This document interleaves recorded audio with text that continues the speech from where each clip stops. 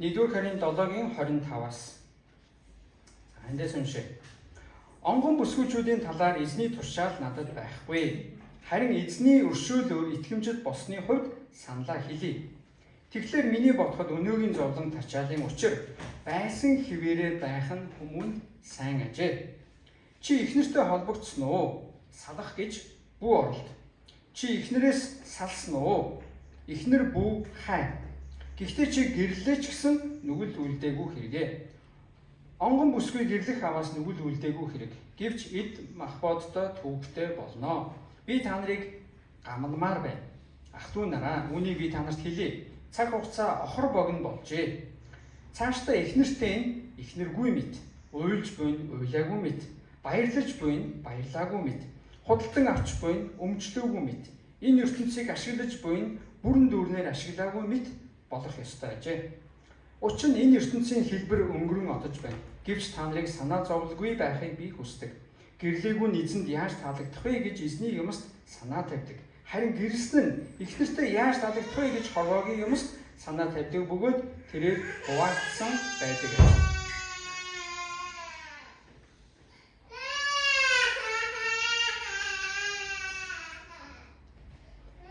Гэрлээгүй ба онгон бүсгүй нь бие болон сүнсээрээ ариун байхын тулд эзний юмст санаа тавьдаг. Харин гэрэлсэн эмэгтэй нөхөртөө яаж таалагдах вэ гэж хорвоогийн юмст санаа тавьдаг. Би та нарыг боогдуулах гэсэндээ бус. Харин та нарын тусын тулд зохистой байдлаар мөн сатааралгүйгээр эзэнд үнэнч байхын чинь төлөө үнийг хэлж байна. Хэрвхэн нэг нь онгон бүсгүйдээ буй зүй бус хандлаа гэж бодож байгаа бол тэр бүсгүй насанд хүрсэн бөгөөд тийм байх ёстой юм бол тэр хүн хүснээ хийг. Тэр нүгэл үлдээгүй. Тэд гэрлэг. Харин хин зүрхэндээ бат зогсож үл шаардан хүслээ захирсан бөгөөд онгон бүсгүйгээ хിവэрэн байлгахаар зүрхэндээ шийдсэн байна. Тэрээр сайныг үлдэж буй хэрэгэ. Тиймээс тэрээр гэрлвэл сайн, эс гэрлвэл бүрэл сайн биз. Эхнэр хүн нөхрөө амьд байхад нь үүнтэй түнтэй холбогдсон байдаг. Нөхөр нь харин нойрсвол тэр эмэгтэй хүссэнтэйгээ гэрлэх эрх чөлөөтэй болно. Зөвхөн эзэн дотор. Харин миний сандаар тэр эмэгтэй байгаагаараа үлдвэл илүү ерөөлтэй. Надад ч бас Бурхны сүнс буй гэж би боддог. Амен.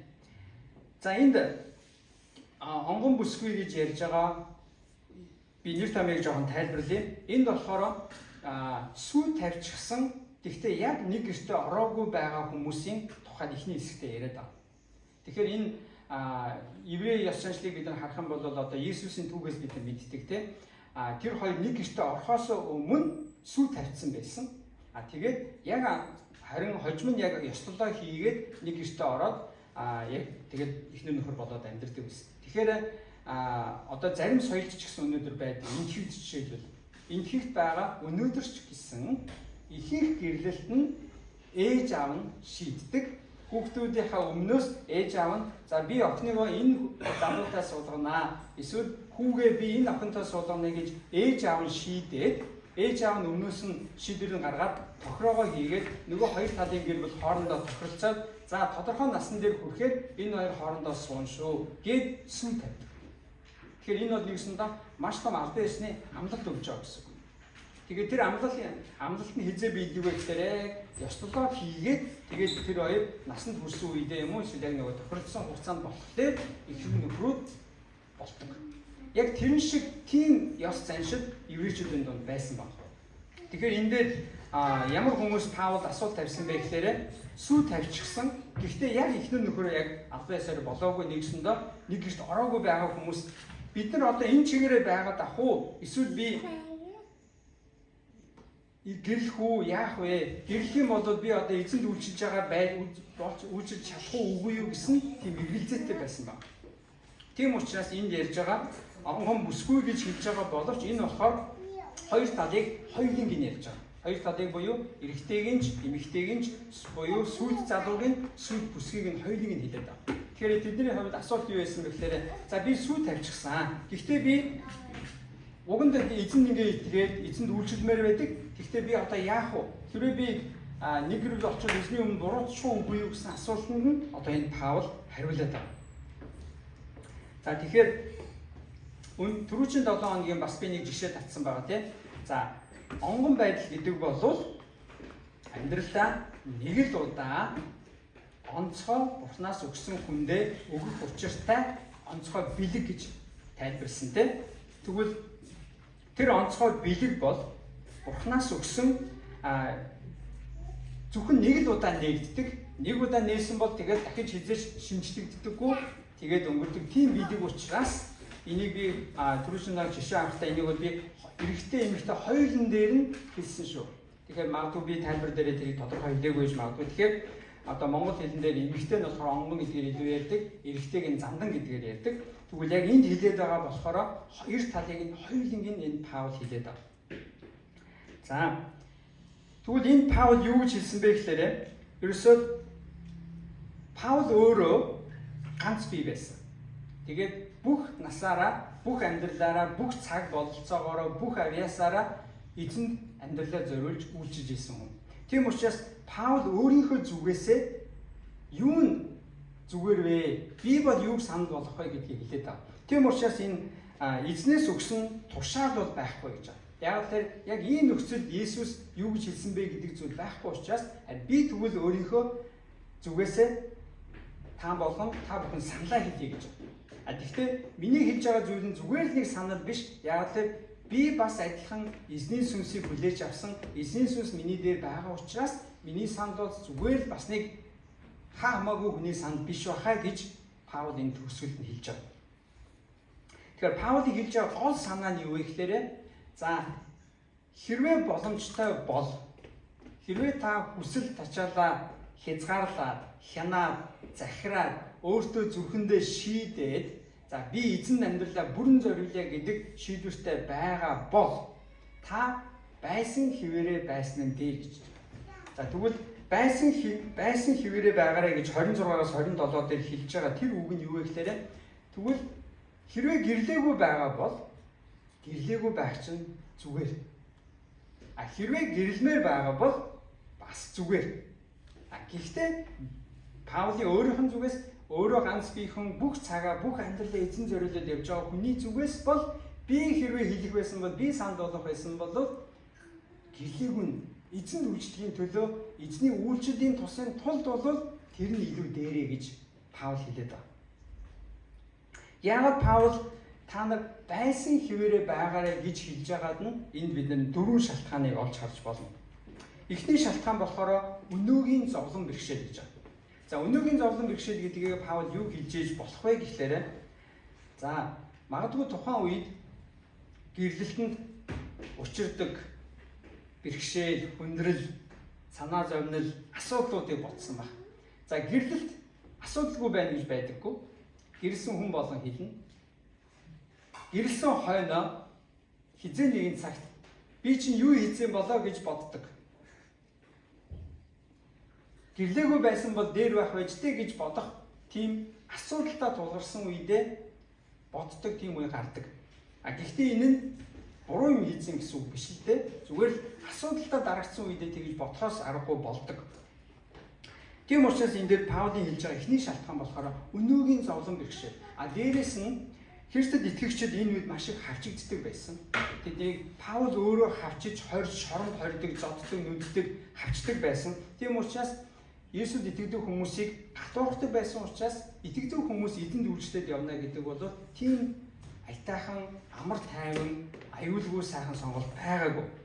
За дээрээс нь Паулийн хэлж байгаа та нар байсан хിവэрэ байх нь зүгээрээ гэж хэлж байгаа хоёр дахь шалтгаан болохоор 29-с 31 дэх эшлэлээр байгаа эзэн удахгүй ирэх гэж байна гэж хэлсэн байна. Бидний хугацаа бол охор богино учраас гэж энэ дээр Монгол дээр орчуулсан байна. Богино учраас эзэн удахгүй ирнэ. Паул өөрөө ингэж төсөөлсөн байна. Өөрийнх нь өөрийг нь амьд байх үед л эзэн эргээд ирнэ гэсэн төсөөлтөй байсан байна. Паулийн өөр нэг цагтаас харах юм бол бидний зарим нь энэ хорвоогоос яваагүй байхад эзэн ирнэ гэсэн бодолтой байсан. Тэр нь харагддаг. Тэгвэл энэ дээр Паул болохоор за бидний энэ дэлхий дээр байх хугацаа маш богинохон учраас ер нь энэ байгаа богино хугацаагаа та бүхэн эзэнд үйлчлэхийн төлөө, сайн мэдээний төлөө олон хүмүүсийг авралт авчрахын төлөө өөртөө зориулаач гэж хоёр дахь шалтгаанаа хэлж байгаа. За дээрээс нь 33-аас 34 дэх эшлэлээр болохоор гэрэлсэн хүмүүст учирдаг үүрэг хариуцлага, ирдэг үүрэг хариуцлага байгаа учраас байсан нь байгаагаараа ямар байна тэр байгаагаараа байгаарай гэж Паул хэлээд байна. Тэгвэл тэр үүрэг хариуцлага нь юу байж болох вэ? Гэрвэл эхнэр нөхөр хамгийн түрүүнд биений ойлголцоос эхэлдэг. Би гэдэг нэг хувь хүн, миний эхнэр юм уу нөхөр гэдэг нэг хувь хүн хоёр хоорондоо тэс хоёр өөр орчинд өссөн, тэс хоёр өөр хэлээр ярьдаг. Магадгүй монгол хэлээр ч юм уу, герман хэлээр ч юм уу адилхан ярьдаг байж болно. Гэхдээ ойлголцдог хэл гэдэг сэтгэл зүй бол өөр. Өссөн орчин өөр, өссөн өөрийнх нь авьяас чадвар, өөрийнх нь хинбэ гэдэг мөн зан чанар нь өөр. Тэгвэл энэ хоёр хүн ойлголцох гэж зөндөө юм болдог. Дээрээс нь хүүхэдтэй боллоо. Хүүхэдтэй болохоор яах вэ? Нойргүй болно. Ээж нь хамгийн түрүү нойроо насагдана. Аав нь бас нойр насагдана. Тэгээ ядарна. Ядарсаасаа болоод уцаартай болно. Ундууцна. Тэгээ асуудал гарч ирнэ. Дээрээс нь санхүүгийн асуудал гарч ирнэ. Тэгээ хүүхдүүдээ яаж хүмүүжүүлэх вэ гэдэг асуудал гарна. Хүмүүжүүлсэн хойно энэ хүүхдүүдийг яаж өсгөх вэ? Яаж гэр бүл болох вэ? Эдгээр яаж бие даалгах вэ гэд зөндөө олон асуудлууд гэр бүлдээ ирдэг. Энэ үүрэг хариуцлага яахын аргагүй ирдэг учраас Паул энд би та нарыг гамнмаар байна гэж хэлээд байгаа. Юунаас гамнмаар байгаа? Энэ их үүрэг хариуцлага, энэ их ачаа дарамтаас та нарыг би гамнмаар байна. Та нарыг би хайрлж байна. Та нарыг би энэ хинний дундуур битгий ороосоо гэж би ганц би хүнийхээ хувьд бол би тэгж хэлмээр байна гэж хэлээд Паул би та нарыг гамнмаар байна, хайрламаар байна гэж хэлээд байна. За тэгвэл дөрөв дэх шалтгаан нь болохоор Бурханд та өөрийгөө бүрэн зориулах боломжтой гэж байна. Ганц бие хүн бол өөрийгөө эзэнд бүх цагаараа бүтэн зориулах боломжтой. Түрүүн Паулын хэлсэнтэй гэрэлсэн эмэгтэй бол би яаж нөхөртөө таалагдах вэ гэж хорвоогийн юмс санаа зовдог гэсэн. Яг эсрэгээр нь гэрэлсэн нөхөр яаж би эхнэртээ таалагдах вэ гэж бас хорвоогийн юм санаа зовдог гэж энэ Паул хэлсэн. Тэгвэл энэ хэлж байгаас харах юм бол эзэнд үйлчлэхэд хүртэл энэ гэрэлсэн үү гэрлээгүй юу, ганц бие үгүй юу гэдэг маань нөлөөлдөг учраас Паул өөрийнхөө зүгээс хэлэхдээ ямар нөхцөл байна, та яг тэрүүгээрээ байвал сайн байна гэж Паул энд дахин хэлээд байна. Гэхдээ Паул өөрийнхөө энийг бол тушаал болгоогүй өөрийнхөө санал гэж хэлж байгаа. Тийм учраас төгсгөлд нь хэрвээ та өөрийгөө захирч чадахгүй, нөгөө талдаа өөрөө би гэрэлмээр байна гэж шийдвэл энэ бол таны сонголтоо. Энэ бол та гин нүгэл хийгээд буруу юм хийж байгаа биш шүү. Гэрэлмээр байл гэрэл зүгээр. Энэ бол бас нэг сонголт мөн гэж Паул хэлж байгаа. Тийм учраас эндээс Паулын зүрх сэтгэлийг бид нар ойлгоё гэвэл та өөрөө сонголтоо хий. Гэхдээ таны хийсэн сонголт чинь ийм үүрэг хариуцлага, ийм хүндрэл асуудал авчирна шүү. Тэрийгээ та мэдээрээ. Та мэдлэгтэйгээр сонголтоо хийгээрэй гэж Паул хэлээд байна. Тэгээд гэр бүл болохоос өмнө ийм үүрэг хариуцлага над дээр ирнэ, ийм ачаал үүргийг би үүрэх ёстой гэдгээ ухамсарлаад орсон хүн илүү гэр бүлээ зөв авч явдаг, илүү ухаалаг байдаг, илүү хариуцлагатай байдаг. Харин гэр бүл болох юу болох вэ гэдгийг мэдгүйгээр харанхуугаар явж орж байгаа хүн бол гэр бүл болсон хойно, ээж аав болсон хойно хариуцлагаа ухамсарладаггүй, яг л нөгөө ганц бие хүн шиг өөрийнхөө дураараа дургаад өөрийнхөө ганцаараа амьдарч байгаа юм шиг л амьдрах гэдэг. Тийм учраас Паул энэ дээр та ямар сонголт хийх нь таны сонголт шүү. Гэхдээ тэрний дараа юу байх вэ гэдэг үүрэг хариуцлагыг нь өөр дээрээ үүрж ухамсартайгаар амьдраарай гэж Паул энд хэлээд байна. Тэгээ Паулын хэлж байгааг харах юм бол та нар гэрэлсэн нь гэрлээгүй юм шиг гэж хэлж байгаа. Бэлэвсэн үүрэг ачаагаа эзэнд бүрэн өөрийнхөө хүч чадлаа, авьяасаа, байгаа цагаа эзэн бүрэн зориулахын тулд уйлж байгаа нь уйлаагүй юм шиг, гомдсон нь гомдоогүй юм шиг, гэрэлсэн нь гэрлээгүй юм шигээр ачаа үүрсэн нь ачаа үүрээгүй юм шигээр эзэнд өөрийгөө бүрэн зориулж амьдраач гэж Паул энд ятгаад байна. За тэгвэл би энэ Паулын хэлж байгаа энэ зүйлээс хоёр дүгнэлтийг би та нарт хэлмээр байна. За эхнийх нь Бурханд бүрэн зүрх сэтгэлээ зориулан үйлчлээрэй гэж. Бурханд бүрэн зүрх сэтгэлээ зориулан үйлчил. Лукийн 9:62 дэх зүмөр очие. Лук Лукийн сайн мэдээний 9:62.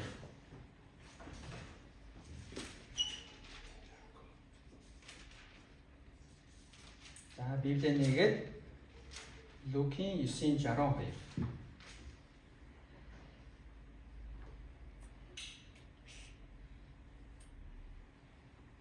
Харин Есүс аньсан дээр гар тавьсан атлаа арагш харагч хэн боловч Бурхны хаанчлалд үл тэнцэнэ гэж альджээ.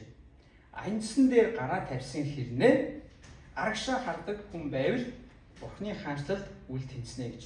Нэг өсөндөө газар хагалж байхдаа аньсан дээр гараа тавиад урагшаага хараад тэр мөрөө дагаад мөрөөсөө хазаахгүй мөрөөхгүйгээр газараа хаглаад ажиллаа хийх ёстой. Гэтэл харин гараа тавьсан мөртлөө арагшаа ухарч хараад нэг ёсондоо өнгөрсөн амьдрал руугаа ч юм уу эсвэл өмнөх байдал руугаа буцъя гэсэн хүсэлтэй шийдвэртэй тийм байгаа бол тийм хүн миний хаанчлалд үл тэнцэнэ гэж. Нэг ёсондоо хэрвээ чи Бурхны замаар явъя, Есүсийн дагалдагч байя гэж байгаа бол эргэл буцагдгүй шийд арагшаагаа бүү хар гэж Есүс хэлээд байна. Яагаад гэвэл Есүсийг дагахаар шийдсэн хүн бол эргэж харах ёсгүй гэж. Хэрвээ эргэж харж байгаа бол болно. Гэхдээ та миний дагалдагч байж чадахгүй нэ гэж Есүс хэлээд байна. Лукийн 14:26. Лук 14:26.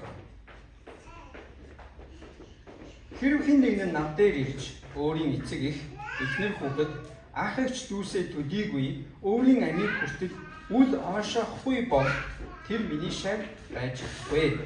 Загалмаагаа үүрэлгүй намайг дагагч нь миний шав байж чадахгүй. За энд Есүс маш хатуу шаардлагуулж байна. Та нар өөрийнхөө эцэг их эхнэр хүүхэд ах эгч дүүсээ төдийгүй өөрийнхөө амийг хүртэл үл оошоохгүй бол нэгсэндээ энийг өөр үгээр хэлбэл та нарын тэр хайрладаг бүхнээс илүүгээр та нар намайг эрхэмлэх ёстой гэж. Эзэн бурхан бидний амьдралын нэг номерт явах ёстой гэсэн. Миний өөрийн амьдрал биш. Миний ээж аав биш. Миний эхнэр нөхөр биш. Хүүхэд биш. Ах эгч дүүс биш. Харин эзэн Есүс бидний амьдралын нэг номерт тавигдах ёстой гэж хэлж байна. Хэрвээ тэгж чадахгүй бол тэр миний шав байж чадахгүй гэж. Тийм учраас загалмаагаа үүрээд буюу энэ ачаагаа хариуцлага ойлгоод тэгээд миний араас дагахгүй хүн бол миний шав байж чадахгүй. Цааш нь 28 дугаар эшлэлээр ингэж байна. Та нарын хэн чин самхаг барихыг хүсвэл эхлээд суугаад үүнийг дуусгах тайгаа юу хэмээн зардлыг нь тооцоолохгүй вэ? Эс тэгвээс суурийг нь тавьчихад дуусгаж чадахгүйг нь харсан бүхэн түүнийг шоолж энэ хүн барьж эхэлсэн ч дуусгаж чадсангүй гэх болно. Эсвэл нөгөө хааны эсрэг дайлаар мордохдоо өмнөөс нь айсуу 20,000 дайчдыг 10,000 дайчид нь сүрж чадах зогсох хүч болж чадах эсхийг өөрчлөлт зөвлөхөөр суухгүй байх ямар хаан байх вүлээ? Хэрв чадахгүй бол өнөө хааныг бүр хол байхад нь энхийн хэлэлцээр буйн элчээ тэр илгэнэ. Иймээс таны хинэнч бай бүхнээсээ эс татгалзваас миний шав байж чадахгүй гэж. Есүсийн үг бол маш тодорхой. Энэ дээр бараг тайлбар шаардлагагүй. Есүс бидний амьдралын нэг номерт байх ёстой. Есүс тэгж хэлж байна. Хэрвээ Есүс бидний амьдралын нэг номер биш бол уучлаарай чи миний шав биш юм байна гэж хэлж байна. Тэгэхээр энэ бол тийм учраас ийм шийдвэр, ийм замаар явах гэж байгаа бол эхлээд тооц юу ирж байгааг, юу амлах гэж байгаа, ямар замаар явах гэж байгааг мэдэж аваарай. Тэгээд дараа нь тэр замаараа тууштай эргэж харахгүйгээр анцсан дээр гараа тавьсан бол урагшаага хараад яваарай. Бити хоошоо хараарай, бити хоошоо эргээрэй гэж. Тэгвэл эндээс бид нар түрүүний миний хэлдэг бурханд бүрэн зөрсгөлөө зориулан үйлчлэх гэсэн. Тэгээд Паулийн энэ хэлж байгаатай зүйлээ холбоод хэлэх юм бол та нар хэрвээ чи хэдийгээр сүй тавьсан ч гэсэн за би эзэнд үйлчлэе гээд за би сүй тавьсан ч гэсэн би яг гэрлэлтэд би яг бүрэн гүйцэд болохгүй би яг энэ чигээр нь байлгая гэвэл бас болно гэж хэлж байгаа. Энтэй холбоотой нэг жишээг би бол өөрөө амьдралаа харж ирсэн. Би 93-аас 95 он Дуулас гэдэг усан онгоцон дээр 2 жил нэлээд Азия, Европ орнуудад тойрч энэ нөгөө эзний үйлчлэлийн ажлаар явж исэн. Тэгэд миний өрөөнд нэг англи залуу байсан. Тэр залуу нэг эмэгтэйтэй үерхдэг. Тэгээд тэр эмэгтэйтэйгээ бүр сүү тавьсан байсан санагдаад байна. Нилээн ойр дотно, нилээн ойр харилцаатай. За ингээд онсоос яваад эх орн руугаа очиод энэ хоёр гэрлэх юм байна гэж би төсөөлж ойлгож ирсэн. Гэхдээ сүүл сонсоход яасан бэ гэхээр тэр хоёр гэрлээгүйсэн. Тэг би гараад тэр чинь маш ойрхон байсан, сүү тавьсан байсан. Тэгээд тэр онсоос буулаад бол барыг хөрмөө их гэдээсэн шүү дээ. Тэгжсэн чинь яагаад суугаагүй болоо гэдээ асуусан чинь тэр хоёрын алсын хараа нь хоёр өөр байсан учраас цаашаа үргэлжлүүлээгүй гэсэн. Нэг нь болохоор илгээлтийн талбарт үргэлжлэх хүсэлтэй, нөгөөх нь илгээлтийн талбарт үргэлжлэх хүсэлгүй зүгээр их орондоо байгаад амьдрах дуртай. Нэг нь болохоор ингээд аялаад эзний үгээс сайн мэдээлэл хонглоод явах хүсэлтэй. Тэгэхээр хэдийгээр хоёулаа эзэнд итгэдэг, хоёулаа Есүсийг дагдаг боловч тэр хоёрын хараа зорилго нэг адилхан биш байсан учраас тэр хоёр заавуучлаараа хоёулаа чи бүхэн нэг зүйлийг харахгүй байгаа учраас болохгүй юм байна. Нийлэхгүй юм байна. Чи бүхэн хараа нийлэхгүй учраас бидний амьдрал бол үнэхээр бүтлгүүднэ. Тийм учраас хоёулаа болигээд болсон баг. Тэгвэл бас яг энэ Паулийн хэлж байгаа шиг хэрвээ амьдралаа харж байгаа Бурханаас өгсөн дуудлага хараа зорилго нь нэг байх ёстой гэдгийг бид эндээс харж байгаа. Хэрвээ тийм биш бол гэрлээгүй байгаа хүн байгаа бол гэрлээгүй байсан чинь дээр шүү гэж Паул хэлээд байна. Тийм учраас энэ бүр тэгвэл гэрэлсэн хүмүүс нь хүртэл гэрэлсэн нь гэрлээгүй юм шиг, ихнэртэй нэхнэргүй юм шиг, уйлж байгаа нь уйлаагүй юм шиг, баярлж байгаа нь баярлаагүй юм шиг, худлан авч байгаа нь өмчлөөгүй юм шиг энэ ертөнцийг ашиглаж буй бүрэн дүүрнээ ашиглаагүй мэт бай гэж хэлж. Энэ юу гэсэндээ энэ дэлхий дээр та нар амьдрахдаа битгий энэ дэлхийн юмтай хитий зураг битгий хитий хэтэрхий наалт гэж хэлж. Энэ дэлхий дээр та нар хөнгөө амьдрах гэж. Эд хөрөнгнөөс, эд баялагнаас, мөнгнөөс, албан тушаалаас, нэр төрнөөс хэтэрхийг зуралдаж битгий амьдраа. Хэрвээ чи миний дагалдагч юм бол, хэрвээ чи миний замаар явъя гэж байгаа бол тэр зүйлийг байхгүй юм шиг. Тэрнтэй зуралдахгүйгээр хөнгөн амьдрал харин намайг харж миний араас дагаж амьдрах гэж. Тийм учраас Бурхан бүрэн зүрхсэтгэлээ зориулан үйлчлэдэг гэж хэлдэг. Хоёрдугаарт нь миний хэлэх зүйл юу гэвэл та байгаа нөхцөл дундаа Бурханд үйлчлээ.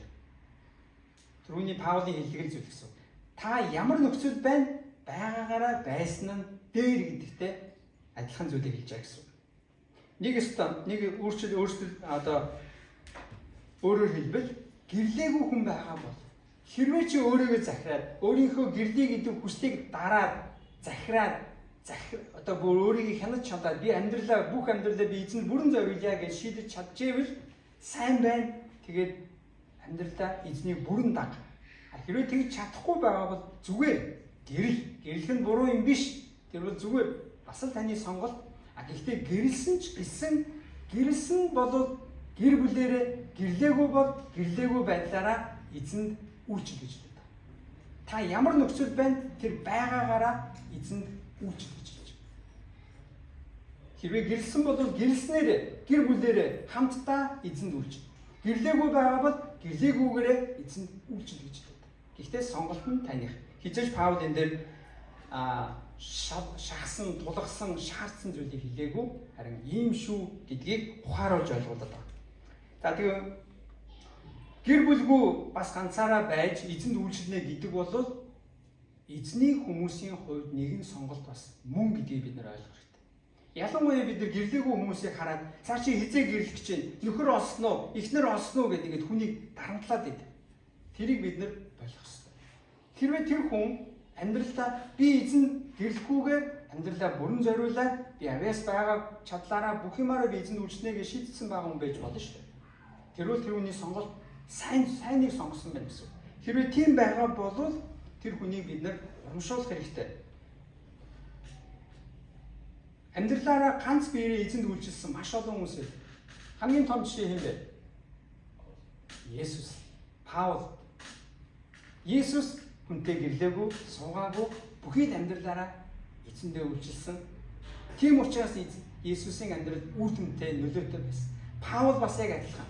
Ганц бие байсан учраас үнэхээр бүх цагаа, бүх хүчээ байгаа юмаа эзний үсэд зориулж чадж ирсэн. Хуучин гэрэн дээрээс харах юм бол Ермия иш үзүүлэгч бас ганц бие харагддаг. Гэрлээгүй. Баптист Иохан бас гэрлээгүй байсан. За тэгвэл арай ойрхны сүүлийн 200 жилийн доторх нэр алдартай эзний төлөө гайхамшигтай зүйлийг хийсэн ганц бие хүмүүсийн би энд жишээ дурдъя. Ханна Море гэдэг хүн 1745-аас 1833 онд амьдарч ирсэн. Энэ хүн бол нөгөө гайхамшигт хайр гэдэг дуу зохиосон Джон Ньютон, алдартай номлогч байсан William Wilberforce гэдэг нарын хүмүүсийн үеийн тэнгийн хүн байгаа. Тэгээ энэ сүү тавьсан харилцаанд бүртлэхүүтээ ганцаардал сэтгэл готролд орж исэн. Тэгээд Бурхны дуудлагт дуулууртай байхад өөрт нь маш хэцүү байсан. Тэгээд Их Британд боолын тогтолцоог нураахад оролцож боловсролын тогтолцоог бас өөрчилсөн эмэгтэй байна. Тэгээ энэ хүн сүүлдээ жүжигийн зохиолч, яруу найрагч, сайн мэдээ тараагч болсон. Ханна Море гэдэг хүн. Дараагийн хүн Corrie ten Boom. Энэ нэрийг сонсч ирсэн үү? Энэ хүн бол дэлхийн 2 дугаар дайны үеэр гэр бүл нь олон еврей хүнийг аварч ирсэн. Дараа нь өөрсдөө хоригт лагерт хоригдоод гэр бүлийн бүх гишүүд нь алагдсан. Ганцхан Corrie ten Boom үлдсэн. Энэ юм бол Голланд эмэгтэй. Дайны дараа Corrie еврей хүмүүст үйлчилдэг болсон. Тэгээд алдартай зохиолч, багш болсон. Маш олон газар очиж номлодог, заадаг, олон ном бичсэн. Corrie ten Boom-ийн ном бол үнэхээр алдартай номнуудын, гоё номнуудын нэг гэдэг. За дараагийн нэг алдартай хүн бол C.S. Lewis. 1898-аас 1963 онд амьдарч ирсэн. Британийн теологч, зохиолч, профессор. Оксфордод нэг хэсэг байсан, бас Кембрижид нэг хэсэг байсан.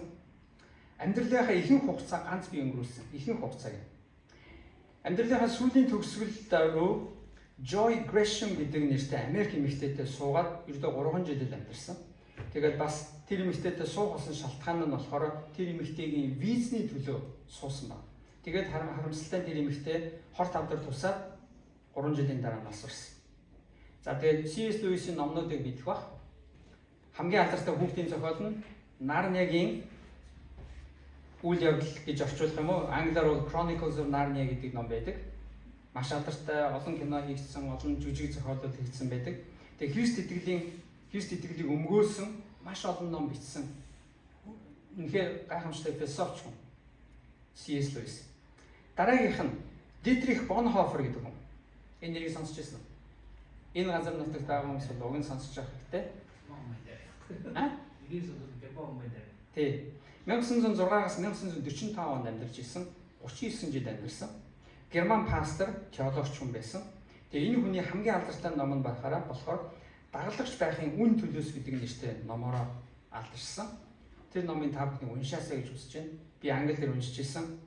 Үнэхээр яг Иесусийн хэлж байгааг хэлдэг. Үнэхээр Иесусийн дагалдагч байхын үн төлөөс юу юм бэ гэдгийг маш шулуухнаар, хатуухнаар зөрөгтэйгээр хэлж өгдөг. Тэгэд энэ Dietrich Bonhoeffer болохоор Гитлерийг алах хуйлдаанд оролцож байсан учраас хоригт лагерт хоригдоод тэгээ 39 настайдаа 2 дугаар дайн дуусахын дөнгөж өмнөхөн 4 дугаар сард дүүжлүүлсэн. Тэгээд тэр үедээ шоронд хоригдсан байх үедээ уг нь эмэгтэй Мария гэдэг эмэгтэйдээ сүү тавьсан байсан. Тэгээд сонирхолтой нь энэ Линц хотын протестант оюутнуудын байр гэж байдаг. Evangelische Studentenheim гэж байна. Энэ урфаар даа. Тэр болохоор энэ хажууд энэ болохоор энэ Dietrich Bonhoeffer-ийн нэр юм шүү.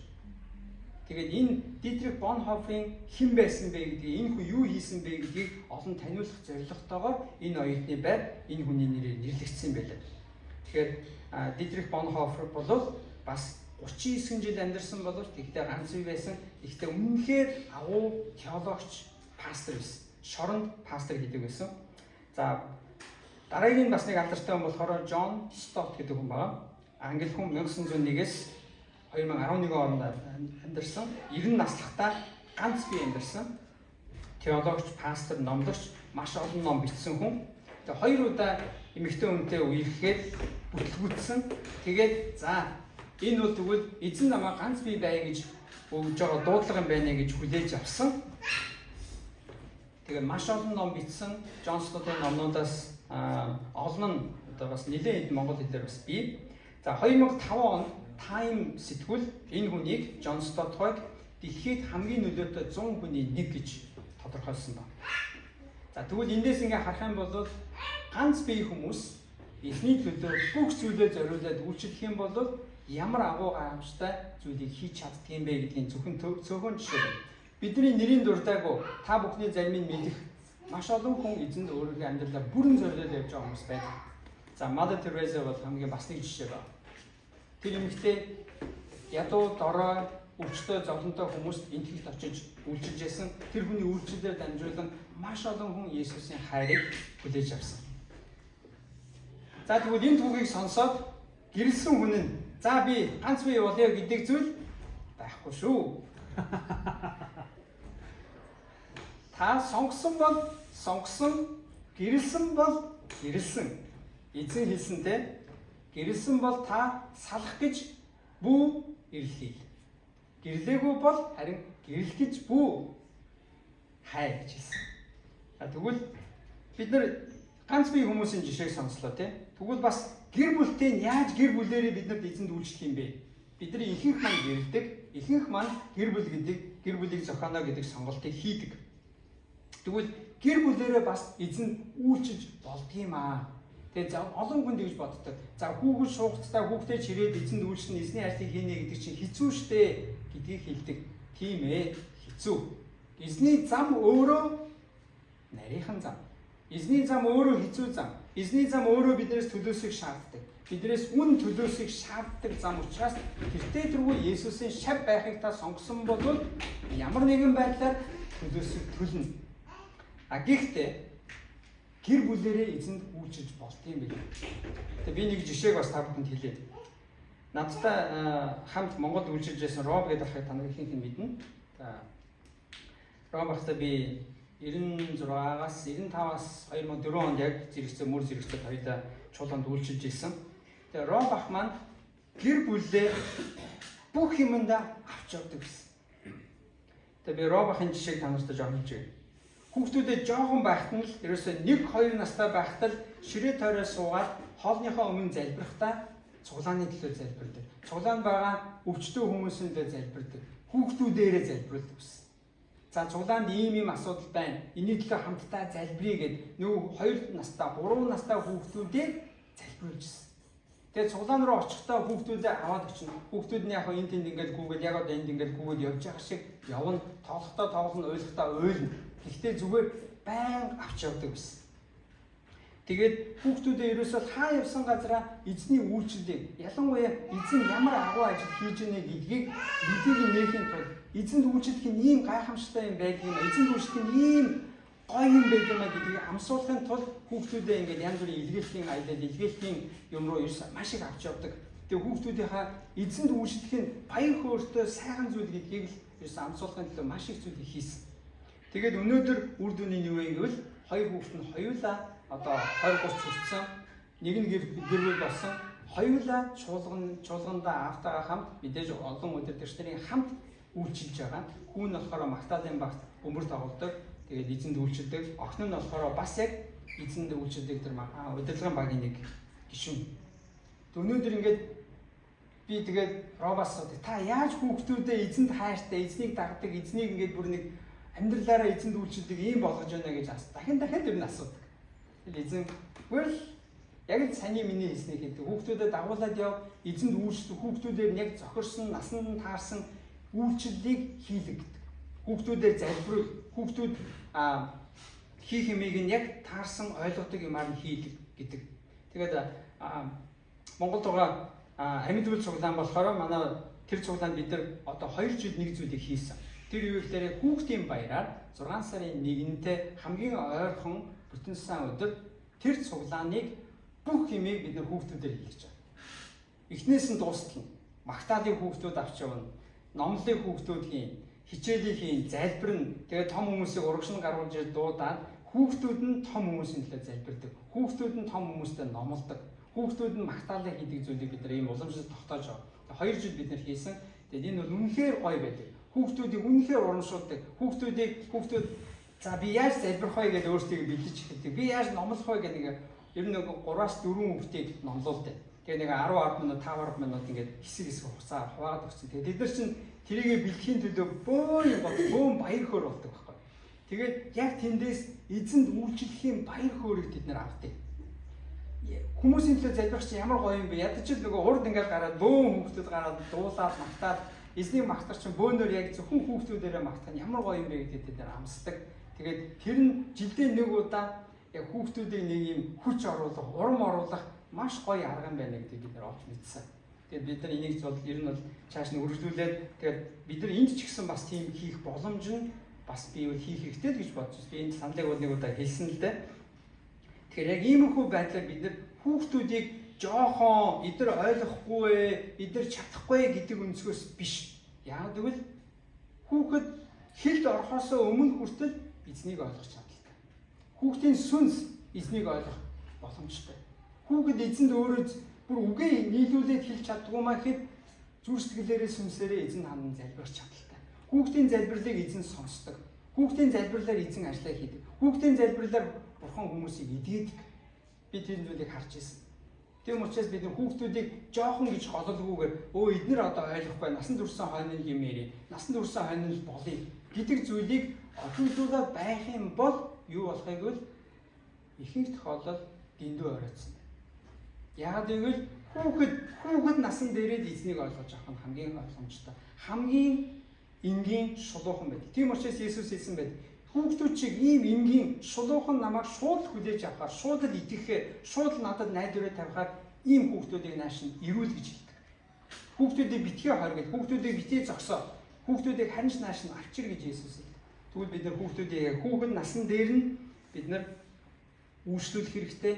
Нүдийг нь нээх, эзнийг амсах, эзний хүчийг, эзний нэгүслийг, эзний гайхамшиг, авралыг амсах зүйлийг нь боломжийг нь бид өгөх хэрэгтэй. Тэгэхээр та хүүхдтэйгээ яг л том хүнтэй ярьж байгаа юм шиг эзнийг ойлгодог хэмжээгээр нь яриарай. За тэгээд төгсгөл нь Паул энд бэлэвсэн хүмүүст хандаж хэлсэн үг байгаа. За бэлэвсэн буюу за жишээлбэл эхнэр нөхөр нь одоо ямар нэгэн байдлаар салсан ч юм уу тий ганц бие болчихсон, өргө толгоолсон нөхцөл байдал орсон хүмүүст хандан Паул энд хэлж байгаа. Энд дээр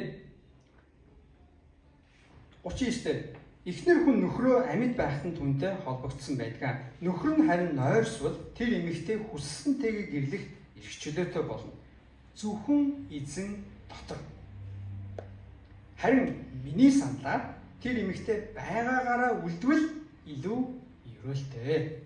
Надад ч бас Бурхны сүнс буй гэж би боддгоо гэж. За тэгвэл энд Паул бэлэвсэн юм уу эсвэл ямар нэгэн байдлаар салдсан нөхцөлд орсон хүнд Паул юу гэж хэлж байна? Таны сонголт бол байгаа. Та дахиад хүнтэй сууж болно. Гэхдээ юу гэж байна? Зөвхөн эзэн дотор гэж. Зөвхөн эзэн дотор гэдэг нь юу гэсэн үг вэ? Та зөвхөн итгэдэг хүнтэй суугаарай л гэсэн үг. Эзэн дотор эзнийг ойлгодог нэг шугамын төлөө нэг чигийг харж байгаа, нэг зорилгыг харж байгаа тийм хүнтэйгээ суугаарай. Эзэн дотор холбогдсон, итгэлээр холбогдсон хүнтэй суугаарай. Харин итгэдэггүй бол буруу шүү, буруу сонголт шүү, хэцүү шүү, асуудлууд ирнэ шүү, аюул тэнд чинь байгаа шүү гэж Паул энд сануулад байна. Харин Паулынхаар бол миний саналаар бол юу гэж юм? Тэр эмэгтэй байгаагаараа үлдвэл илүү ерөөлтэй. Суухгүй байх нь минийхаар бол илүү ерөөлтэй гэж. Яагаад гэвэл нөгөө түрүүн өмнө хэлчихсэн те. Гэр бүл болох юм бол асуудал байгаа. Үүрэг хариуцлага байна. Би энийгээ яаж таалах вэ? Би энийгээ яаж одоо арчлах вэ гэдгээс ахуулаад үүрэг хариуцлага зөндөө юм байгаа. Энэ дэлхий дээр чинь гэр бүл авч явна гэдэг тийм амархан зүйл биш ээ. Тийм учраас би та нарыг гамнамаар байна гэдэг Паулын нөгөө үгийг бид нар санаж байна. Тийм учраас минийхаа бол Паул хэлж байна те. Та байгаагаараа үлдэх юм бол эзэнд та бүрэн зүрхсэтгэлээр зориулаад яг байгаагаараа та бүрэн үйлчлэх боломжтой болно. Тийм учраас та сонгоорой. Гэхдээ сонголтоо та ухаалаг хийгээрэй. Тэр сонголтын цаана юу хүлээж байгаагаа мэдэж сонголтоо хийгээрэй гэж. За тэгвэл эргээд харах юм бол хоёр зүйлийг би хэлсэн те. Нэгдүгээрх нь юу вэ? Бурханд та бүрэн зүрх сэтгэлээ зориулан үйлчил. Хоёрдугаарт нь байгаа нөхцөл дундаа эзэн үйлчлээрэй. Та ганц бие үйлчилж болно, бас гэр бүлээрээ үйлчилж болно. Энэ бол боломжтой. Боломжтой учраас Бурхан гэр бүл гэдэг зүйлийг зохиосон. Боломжтой учраас гэр бүл гэдэг зүйл дотор Бурхан ажиллаж чаддаг. Тийм учраас энэ бол боломжгүй зүйл биш. Тэгвэл бид нар бас хуучин гэрээн дээр ялангуяа еврейчүүд яаж итгэлээ үеэс үед дараагийн үе 3 дахь 4 дахь үе рүүгээ дамжуулж чадчихсэнийг бид нар тэнд бас нэг онцгой зүйлсүүд байгаа. Бид нар суралцах юм бас байгаа. Ялангуяа монголчууд бидний хувьд одоо Христэд итгэлийн хувьд дөнгөж ихний үеийг бид ярьж. Яаж 2 дахь үедээ бид нар итгэлээ өвлүүлэх вэ? Яаж тэр итгэлээ зааж өгөх вэ гэдэг зүйлдээ бид нар дөнгөж суралцж байгаа хүмүүс. Бид нар маш их талбар дээр алдаж байгаа. Гэхдээ хугацаа, цаг байгаа нөхцөл бид нар одоо хурдан засах хэрэгтэй, суралцах зүйл байвал бид нар суралцах хэрэгтэй. Яг гэвэл Паулийн хэлснээр хугацаа богинохон. Бидний энэ дэлхий дээр амьдрах хугацаа богинохон. Бас эзний эргэж ирэх нь ч бас удахгүй болно. Тэгээ зөмөрөө тэгвэл бүх зүрхсэтгэлээр эзэнд үйлчлээ. Хоёрдугаарт нь байгаа нөхцөл дундаа гэрлээгүй бол гэрлээгүйгээрээ, гэрэлсэн бол гэр бүлээрээ хамтдаа эзэнд үйлчлээ. Заамтаа залбирая. Халелуя. Эзэн Бурхан минь танд үнэхээр бид нар баярлалаа. Та хүн болгож та биднийг үнэхээр энэ гайхамшигтай бие махбодтой, сэтгэл зүйтэй, оюун бодолтой, сүнстэй бүтээж өгсөн баярлалаа. Эзэн минь тэгтээ та бидний бүтээхдээ буцаагаад танд үйлчлэхээр, таныг хайрлахаар, таны ажлын төлөө та биднийг бүтээсэн баярлалаа эзэн минь. Тэгвэл бид нар бүх зүрх сэтгэлээ зориулаад байгаа нөхцөл байдал дундаа танд үйлчлэхэд та биднийг сургаж өгөөч, зааж өгөөч, мэрэгэн ухааныг өгөөч, чадварыг өгөөч гэж гоё Есүс эзэн минь та бидэнтэй ажиллаач, бидэнд арга замыг, мэрэгэн ухааныг хайрлаач, бидэнд бас хүчийг өгөөч, тэнхээг өгөөч эзэн минь. Тэгээд бид нэр дараагийн үедээ яаж итгэлээ өвлүүлэх вэ? Яаж энэ танд итгэлийг хадгалах вэ гэдэгдээ биднийг та сургаж өгөөч. Ялангуяа монголчууд бид нарт та сургаж, зааж өгөөч гэж гоё Есүс эзэн минь. Тэгээд таны ариун сүнс бидний гэр бүлүүдэд, энэ байгаа хүмүүст, сонсож байгаа бүх хүмүүст эзэн минь та ажиллаа хийгээч гэж гоё Есүс. Энэ бүхнийг таны эрхэм хүндтэй нэрээр танд өргөн даатгая. Аамен.